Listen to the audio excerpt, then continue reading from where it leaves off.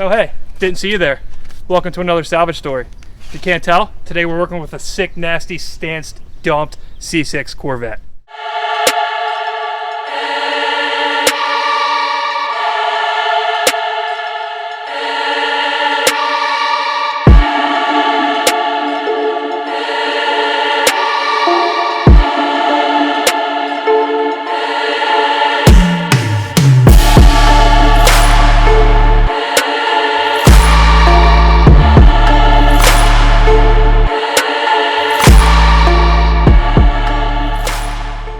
The good news with this car, it is a 56,000 mile 2007 C6 Corvette that is manual, and we're laying frame. However, that is where the good news ends because it doesn't even crank. Can't get it to run, can't do anything with it. This car was not listed as running at Copart. Somebody had their hands in it before it went to auction. They couldn't get it to run. Now it's up to us to see if we can get it to run. It is roughly 190 degrees, more or less, give or take, outside today. So we're gonna go ahead and get this thing over in the other unit and get working on it.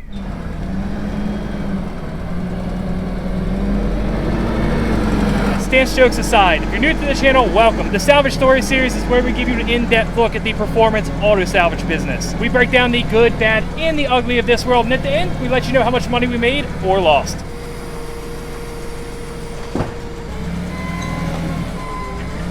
All right, we're retiring Stancy McFlush until another episode. You ready to see if we can get this thing running? Let's go. First things first here, I can tell you off the bat this thing is missing fuses, which, go ahead and try to crank this thing up, Fernando. Show them what it does.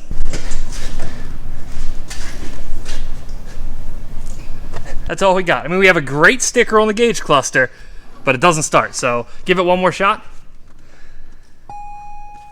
We did notice a fuse sitting out on the wiper cowl. This fuse box is broken, however, I don't think that's the reason why these particular fuses are pulled out. Maybe somebody messed with it at the auction lot. Maybe it was like this before it got to the auction lot, but I think it's missing a few important fuses. Those two right there.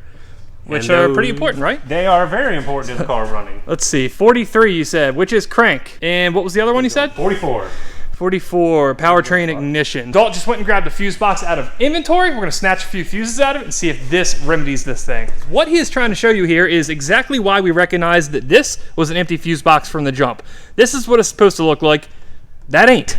Actually, 42 is missing also, which is wiper runs. Okay, so that's just windshield. 38 is front fog lamps, which again doesn't really matter, but at the same time, like, why are they missing? It got hit hard, but I'm pretty positive that it didn't magically pull out the only relays that are needed for this car to run. So I have two theories on this from my experience in the salvage world, and I'm gonna let you guys tell me which one you guys think is correct down in the comments. One, somebody went to the auction lot to view this car before it ran. They saw that it ran good. They didn't want anybody else to know it ran good, so they pulled the important fuses and relays out of there and left it at the lot. That way, when somebody else shows up to inspect the thing for themselves, they can't get it to run. That drives the price down, and the theory is the person who pulled those fuses out of there can get the car cheaper at that point. Option number two, this thing has some sort of major engine issue, and whoever's selling the thing didn't want anybody to be able to know that. They didn't want it to be ran at Copart. They didn't want any mechanical damage noted. What do you guys think? First. I'm going with option one as well, so that's all our theory. We see that kind of often. In fact, this guy's done it once or twice. Whoa. There's a story about a ZR1 somewhere along the line. That's in the S2000 video. Yeah. So, this one, while it wasn't listed as running, showed no signs of actually being messed with. It's not a rerun car. It was sold by an insurance company. Everything we normally look for, this car had. So hopefully it's a coincidence. Hopefully it's a really good engine, and we just outbid somebody for it. We did pay a decent amount for it. Like, in the grand scheme of things, like, it would make sense if somebody just didn't want to pay that. Yeah, Alex said something. He's like, we got this thing like dirt cheap, right? No, no, we did not get it dirt cheap. Nope. We did not get it dirt cheap. I mean, I think that's it. Everything else is like, one of the ones is horn. It's all stuff that shouldn't matter for starting. Okay. But it is, oddly enough, still missing a bunch of... I did give the car a little bit of a look over from up top. None of us have been under this car yet, period. So we're still going to do that together. However, it doesn't look like there's anything else odd up top. The only bit of extra wiring are these, which are O2 sensor extensions. Everything else is intact. There's nothing that shows signs of this engine being bad. It has a perfect oil level. We already looked at that. Just in case you guys don't believe me, there you go. I think it's the heat. I think he's got heat exhaustion. Fernando, do the honors. Let's see if you have better luck this time. Power. Let's try it again. New jump box. Dalt to the rescue.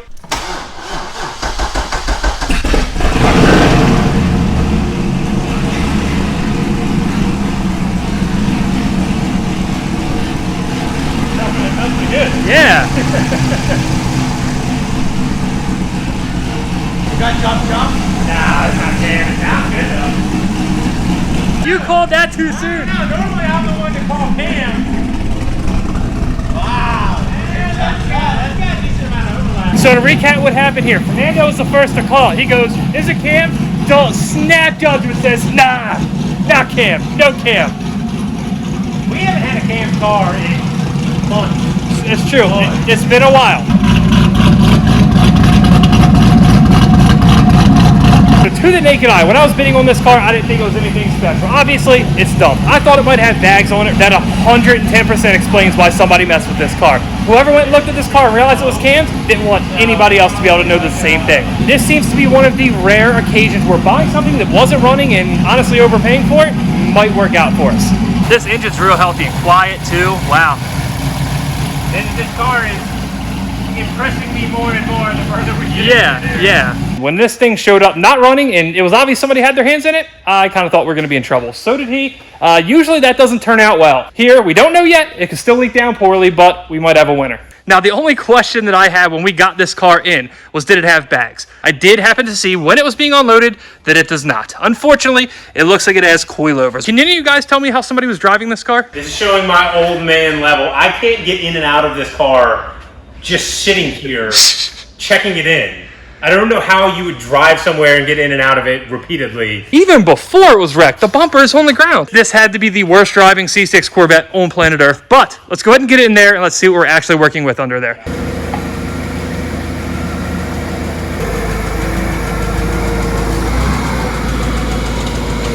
Now, unless you got a car in here and you thought it was cammed, you wouldn't necessarily be looking for stuff like this. However, it's an underdrive crank pulley on it. That will tell you right there that somebody has at least had it off and give you a little bit more of a clue that this thing might be a little more modded than first meets the eye. It's time to stop ignoring the obvious here and let's start looking at the damages. Stop talking about how nice this engine sounds. First up, subframe is cracked in half, completely cracked in half. The front suspension, that upper control arm is, I don't know, I don't even know what to call that. Just completely gone, bent, mangled, broken, whatever. It does indeed have coilovers, so again, I have no idea how this guy was actually driving this thing. Now, question for you guys and question for you guys. Did this stuff happen in the wreck, or did this stuff happen from just driving a car such sick, nasty, low stance? I think that this is more just accident. But this is the price you pay for being the lowest guy on the block, I guess, right? Let's see, how's the rockers are all screwed up. That's worn down. Imagine if you showed up to buy this car, like not wrecked, private party, and you're just like, oh man, it looks sick with the stance, and then you finally get to look at it in the air after you buy it. Yeah, and it looks like this. So this is why we don't buy stance cars, Fernando. Exciting live. Jesus Christ. This exhaust actually looks kind of nice. Now, the headers are not anything special. They're rusty. They're not American Racing, Cooks, any of the good brands. However, still a decent set of long tubes. Once we move back here, it has Borlas. So we're stepping it up a little bit with a nice Borla catback, which is worth a few bucks. So I feel like we didn't highlight a ton of damage here. There's got to be more, which I'm shocked about this. Austin, you pointed it out earlier. How is the radiator support intact? I don't know. I mean, you can see this is ground pretty flat. Yeah. But we've had them where they've been completely broken off. Oh, come over here.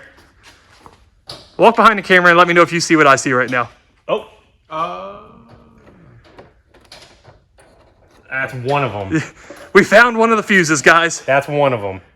Yeah, just so right there. Why is it there? I have no idea. Somebody dropped it down in the engine bay, and that's where it plinkoed down to, maybe? So if somebody did indeed mess with this thing, do a better job next time, because, I mean, you still got beat. We still won the car, and you left all your fuses laying here. So I guess we know everything we need to know about underneath of it. We know it runs well. I guess we got to check the interior out. How'd it look when you were in there, Fernando? Looks pretty good. Needs a little bit of love, but other than that. Okay.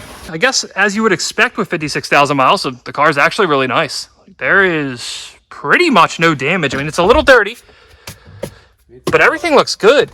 The driver's bolster over there is actually nice. Either the guy who drove this was 112 pounds or he just really took care of this thing and didn't drive it much. Now, unfortunately, I did just see this. I went to look and see if the top latch was broken, and it is not. However, the top itself is broken. So I guess when this car got hit, it flexed and unfortunately broke this transparent targa, which is not cheap. As far as mods, it has a carbon spoiler, which if you guys have watched the channel, if you guys have watched any of my Z06 stuff, my ZR1 stuff, you know I'm not a fan of aftermarket spoilers on these. I am OEM ZR1 or nothing. However, This one looks pretty good. Another note, it has the black and white Morimotos, which actually look phenomenal on this color. As per usual, Fernando's trying to get me to put them on my 01. It's not happening. We're staying OEM. Why?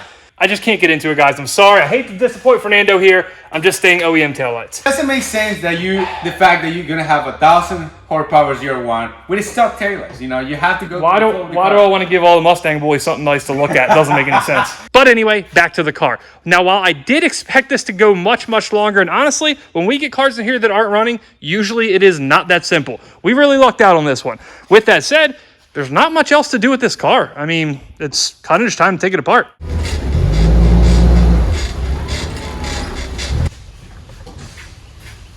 Quick reminder, guys, if you see a car you think I'd like to buy, make sure you tag me in the comments. Make sure you send it to me via email, send a carrier pigeon, I don't care. If you tag me in a car like that and we buy it, I send you $100. It's that easy. Blown up, wrecked, salvage, junk, unfinished project, whatever. If it's interesting, send it to me. And now a message from Mr. McFlush. Hey, bruh, don't forget to smash that like button.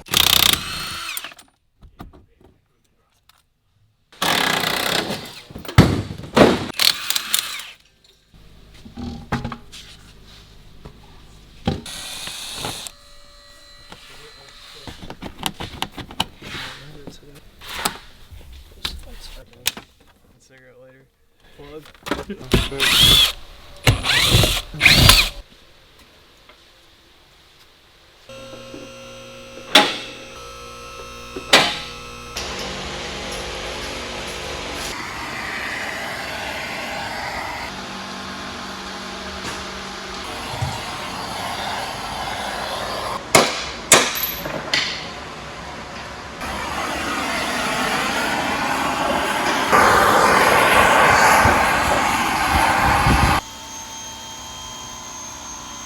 All right, guys, as always, most important time of the day.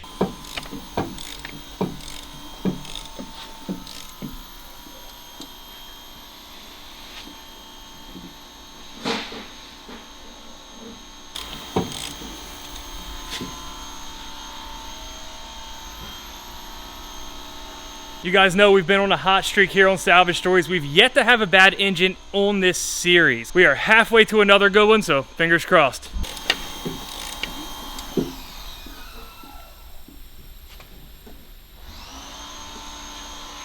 Super tight. And there you have it. Another video, another good engine. Obviously, I have to start doing more of these because we only seem to get bad engines when I'm not recording. As far as what's left on this thing, I guess it's just split trans and diff. If they're going to knock that out, then you know the drill by now. Fernando's going to take over from there. All this stuff you see behind me, both shelves, this car produced a ton of parts. I have a good feeling about this. We have a good, strong, canned, low-mile engine. I mean, you can't really lose when you have a car like that. You ready to take this thing on? Did you already buy the taillights for you? It's not buying the damn taillights, I'm not doing it. And this car looks like it produced a lot, right?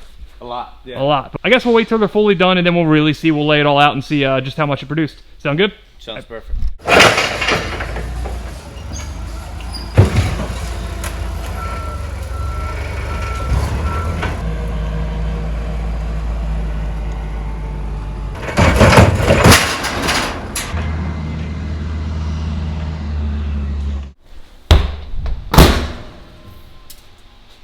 It's a lot of parts.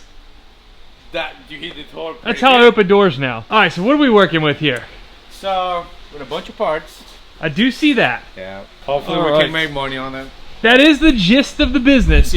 Fernando has it down. We have a lot of parts, and hopefully we make money on them. First off, you guys already saw it. We have the Borlas. These things are nice. These are going to be expensive. I don't know how much exactly. I'll have to look into it once we actually get to listen to this stuff, but they're certainly going to pull a lot of money. Definitely a lot more than a stock muffler would. If you watched any of the C6 videos before, you know these guys here are worth good money. The fender tubs, those are the things you saw Tyler using the torch on to get off the chassis.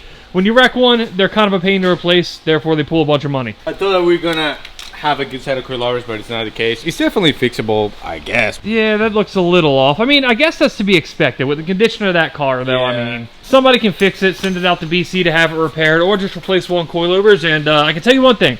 They're going to be cheap. So, if you're looking for a set of cheap coilovers, might be the ticket. Drum slam it.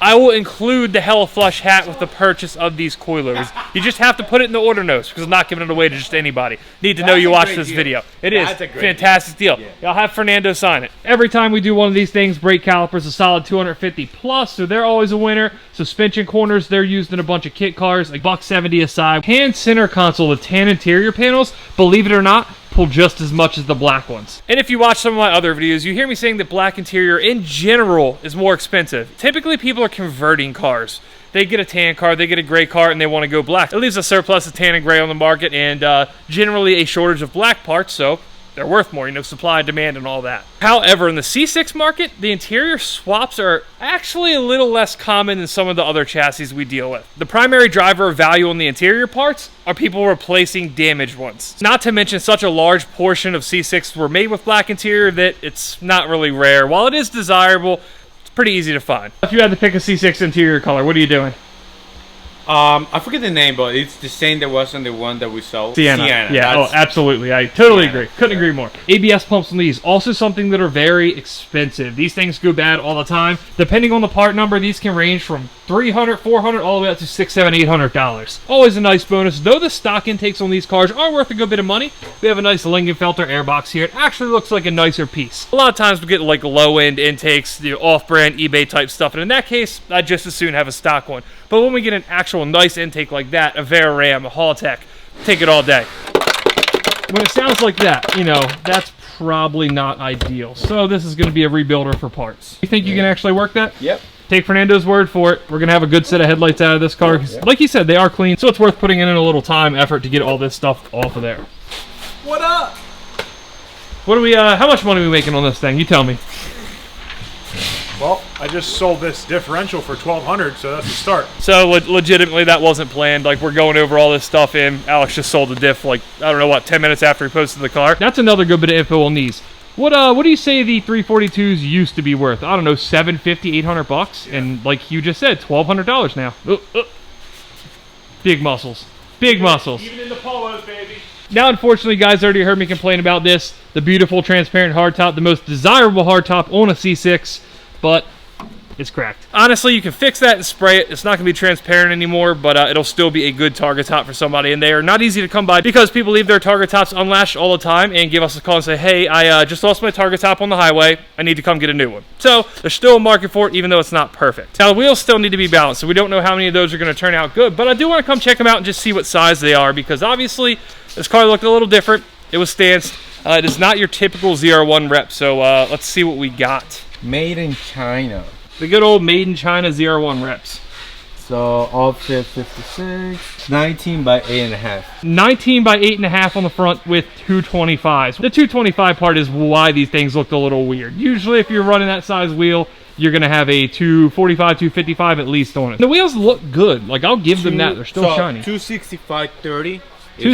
So it's like a 265 on what's probably going to be a 10.5? No, it's actually 10. 10, okay. I mean, that's not as bad, I suppose, as the front. It's a little less stretched looking, but I'm still putting a 285 on a 10-inch wheel. All right, I suppose we saw what we need to see. You ready to get into photoing these things? I know there's a lot of parts. I know it's going to take a little bit, but I guess we better get started, huh? Ready to roll. Let's do it.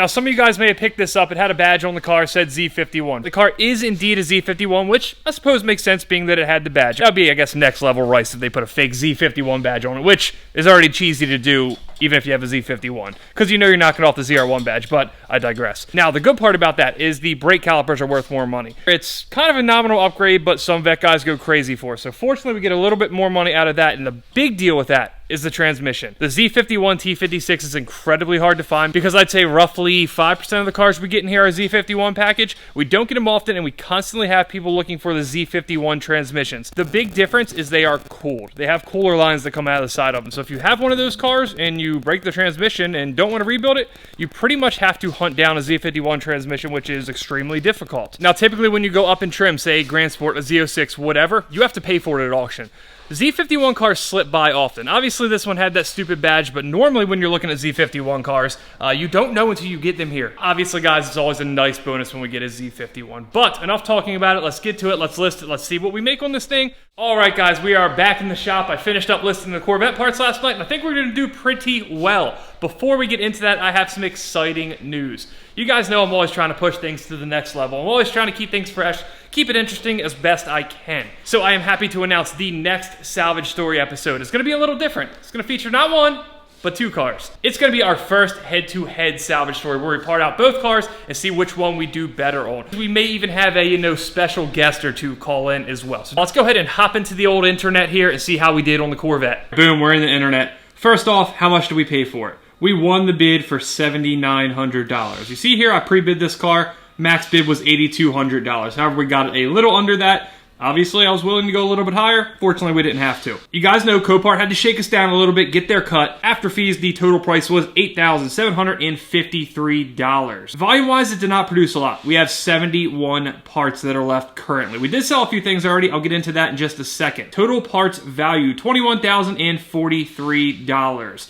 You guys have been watching this long enough now to know that while that does sound like a healthy margin, it gets eaten up very, very quick. So let's keep it moving. As per usual, I'm going to show you a couple items of note on a C6, so show you guys a couple things that stand out and really pull some good money for us. Manual bell housings always pull a few bucks, or about twice as expensive as automatic bell housing. The only physical difference are these two divots right here. This is for the clutch line and the clutch bleeder. Now, you might be thinking to yourself, you could simply grind or cut a hole in an automatic bell housing, and you would be right, but still, they sell pretty well. You heard me mention it earlier.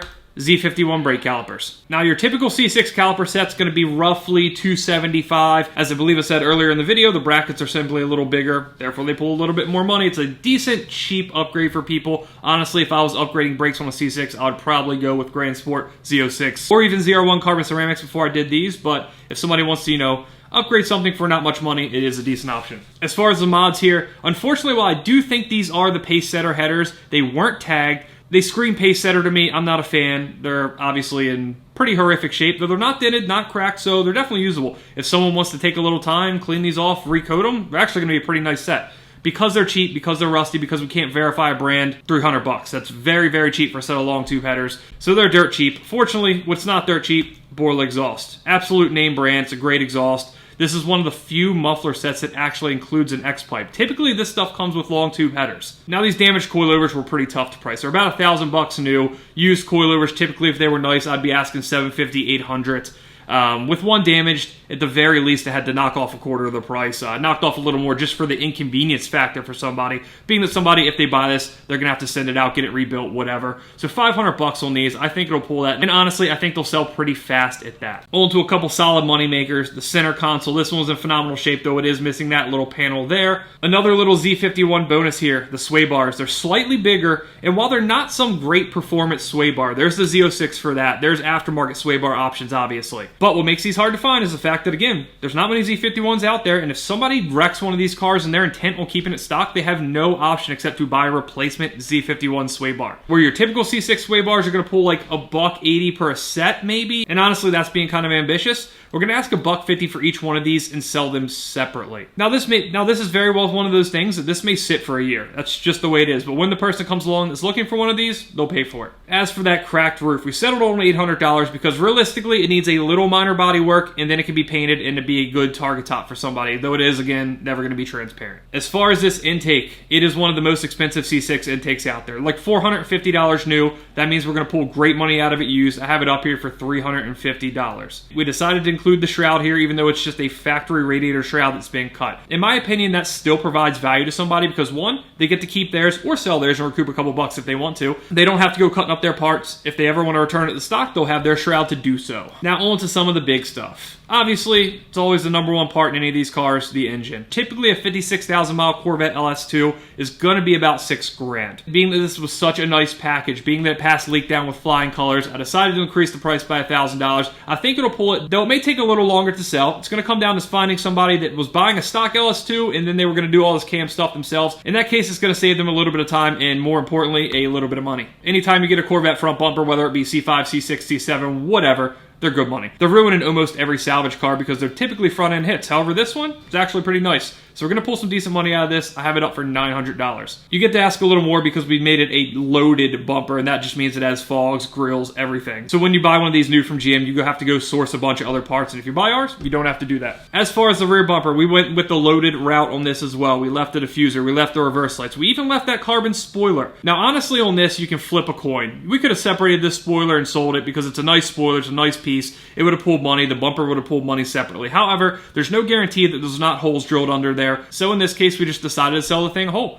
Last but not least, the Z51 transmission. And honestly, $2,200 is kind of shooting for the moon here. I already told you how hard these things are to find, and while they're not as strong as the Z06s, while they are not an upgrade per se, just the rarity factor makes them worth a lot of money. Only time will tell on this. And that is going to do it as far as the parts breakdown. Now let's get into what I think is probably your favorite part and my least favorite part, going over all of our expenses. Normally we do this inside. Today it's nice out, we're coming outside, we're going on the road. And by on the road, I mean 25 yards out the front door. Alex already sold $1,800 in parts off this car. The Morimoto sold, as per usual, right off the bat. He also sold, as you guys saw, the rear differential for $1,200. Overnight, we did also sell the driver's window motor. So that's a total of $1,800 sold off the bat. Now, another note, we typically list everything first on eBay. However, eBay has started to get really particular about exhaust, anything that might defeat emissions. We actually recently got threatened with a 3-day ban from eBay for listing an exhaust which didn't defeat any emissions,